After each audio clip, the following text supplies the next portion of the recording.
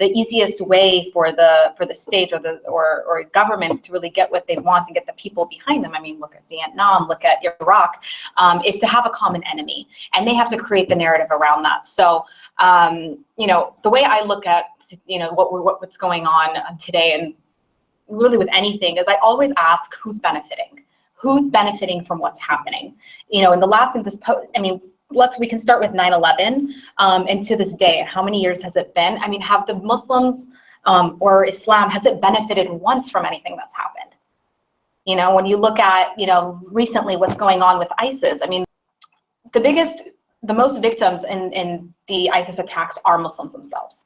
And people often overlook that and don't see that. I mean, this is why we can get into it at a later time. I mean, you see this sort of refugee crisis that's happening, but Muslims have not benefited one bit from anything that's going on, from these sort of one-off, you know, attacks that's happened, or you know, domestically or internationally. But the facts are, when you look at it, you're more likely to get attacked or killed by a cow, literally, look this up, than you are by being impacted by a terrorist attack. It's just, it's this whole thing has been completely overblown, and I think it's the media and the government is trying to shape a narrative, and you know, today it's us, tomorrow it'll be someone else, and the day before it was someone else. So it's horrible. I just wish we were in a place where we would have learned from, you know, history and understand what's going on here, and really sort of banded on, you know, to sort of stand up for one another a little bit more. But,